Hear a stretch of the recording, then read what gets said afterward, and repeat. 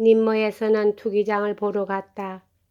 이것은 갸르 다리보다도 훨씬 규모가 큰 공사였으나 나의 감탄이 맨 처음에 본 것에서 다 해버린 때문이었는지 아니면 이것이 도시 한복판에 있어서 감탄을 불러일으키는데 적당하지가 못했기 때문인지 갸르 다리보다 인상이 훨씬 약했다.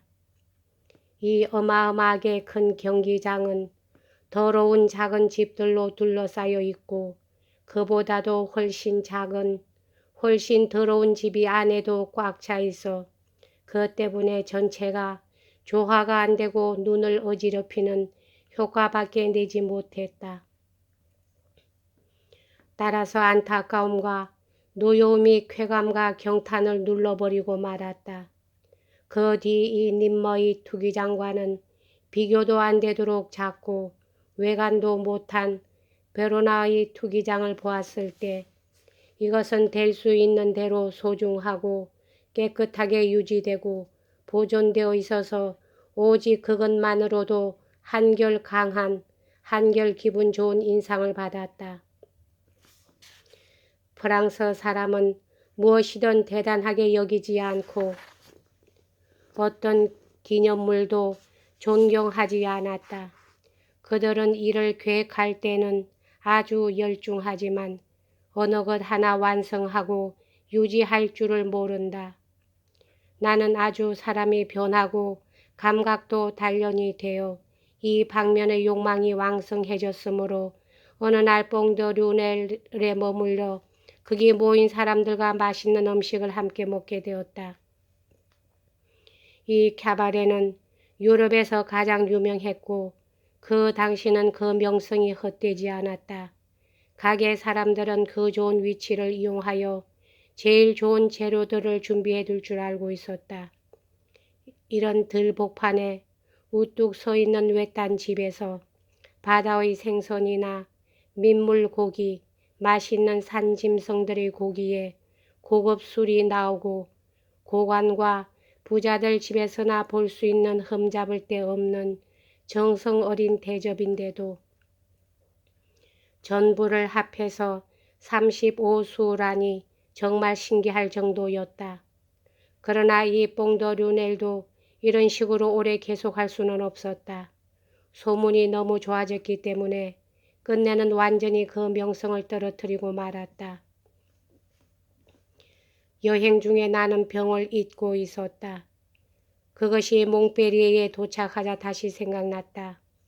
우울증은 나았지만 다른 병은 그대로였다. 습관상 그다지 느껴지지는 않았지만 그래도 한꺼번에 몰아닥치게 되면 누구든지 이젠 죽는다고 생각할 정도였다. 사실 이 병은 괴로움보다도 무서움이 앞서 있어 파멸을 고하는 것처럼 생각되는 이 육체보다도 정신면을 훨씬 더 괴롭혀주고 있었다. 그런 까닭에 심한 정열에 마음이 끌린 나는 이미 몸의 병은 생각지 않았다. 그러나 그것은 마음에서 온 병이 아니므로 마음이 가라앉으면 금방 몸에 느껴졌다. 그래서 라르나저 부인의 충고와 이 여행의 목적을 진지하게 생각했다. 가장 유명한 의사로 알려진 사람들, 특히 피저 씨에게 진찰을 받으러 갔다. 그리고는 아주 완벽을 기하려고 어느 의사의 집에 하숙을 했다. 그는 피처 모리스라는 아일랜드 사람으로 꽤 많은 의과 학생을 집에 두고 돌봐주고 있었다. 이 집이 환자에게 좋은 점으로는 피처 모리스는 하숙비로 식비만 받을 뿐 의사로서의 치료비는 일체 하숙하는 사람에겐 받지 않았다. 그는 피처 씨의 처방을 조제하는 것과 내 건강을 보살피는 것을 맡아주었다. 그는 습생에 관해서는 정성껏 그의 책임을 다해 주었다. 이 하숙에서는 소화불량에 걸리는 일은 없었다. 나는 원래가 이런 부자유를 그다지 심하게 느끼지 않지만 비교할 대상이 너무도 가까웠으므로 피처 모리서 씨보다는 또리냥씨 쪽이 훨씬 좋은 것을 먹여주었다는 생각이 가끔 나곤 했다. 그러나 아직은 굶주려 죽을 정도는 아니었고 이곳 청년들이 모두 무척 쾌활했으므로 이런 생활 방법은 실제로 퍽 도움이 되어 다시 신경쇠약에 걸리는 일은 없었다. 아침에는 우선 약을 먹었다. 특히 내가 알지 못하는 물약으로 아마 바알의 약수이구나 그런 따위 일이라. 그리고 나서 라르나저 부인에게 편지를 쓰며 시간을 보냈다. 편지 왕래는 계속하고 있었다. 루소는 그의 친구 디딩의 편지 연락을 맡아 하는 셈이었다. 정오에는 젊은 하숙생들 중 아무나 하고 같이 라까너러거에 있는 광장을 한 바퀴 둘러갔다. 누구나 다 무척 좋은 젊은이들이었다. 그러고 나서 또 모여 점심 식사를 하러 갔다. 점심 후에는 중요한 일들이 있어서 대부분은 저녁까지 그 일에 열중했다. 그것은 교회로 나가 간식 내기로 마이유를 두세 게임 하는 것이었다. 힘도 기술도 없기 때문에 나는 하지 않았다. 그러나 내기는 했다. 성부가 재미있고 돌이 많은 울퉁불퉁한 길을 경기자와 공을 따라다니는 것은 재미도 있고 몸에도 좋은 운동으로 완전히 내 마음에 들었다. 일동은 교회의 캐바레에서 간식을 먹었다. 그러한 식사가 유쾌한 것은 말할 것도 없다. 그러나 덧붙여주고 싶은 것은 캐바레 여인들이 예뻤는데도 식사만은 꽤 얌전히 잘했다는 점이다. 마이유의 명수인 피처 모리스 씨는 우리들의 회장이었다. 학생이라면 대개 평판이 좋지 못한 법인데 이들 젊은이 사이에는 같은 수의 어른들이 모여도 보기 힘든 여의 범절이 있었다고 말할 수 있다. 그들은 잘 떠들지만 엄담을 하지는 않았고 쾌활하게 놀기는 해도 방종에 흐르지는 않았다.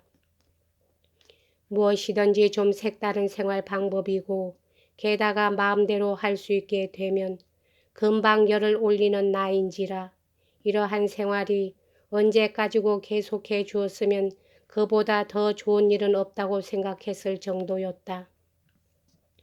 학생들 중에는 아일랜드 사람들이 꽤 있었다. 생땅떼올 마을로 가는 준비로 디딩으로 행세해야 하므로 그들에게서 영어를 좀 배웠다. 그리고 출발할 날도 가까워지고 있었기 때문이다. 라르나저 부인은 내게 편지할 때마다 독촉을 해왔다. 나도 그것에 응할 마음을 먹고 있었다. 분명히 의사들은 내 병에 대해서는 아무것도 모르는 것 같았고 정신적인 질환에 걸린 병자로 보고 청밀의 동굴이나 약수나 기름기를 뺀 우유를 주고 있었다. 신학자와는 반대로 의사니 철학자니 하는 사람들은 자신이 설명할 수 있는 외에는 진리로 보지 않고 자신의 이해력을 가능한 한 한의 척도로 삼고 있었다. 이런 분들은 내 병에 대해서는 아무것도 몰랐다. 그러므로 나는 병이 아니었다. 그렇지 않다면 훌륭한 의사들이 몇 사람이나 있는데도 그것이 무엇인지 모르고 있는 것을 어떻게 생각해야 좋을 것인가. 나는 그들이 내가 마음을 놓도록 안심시키고 내게 있는 돈을 울거내려고만 한다고 생각했다.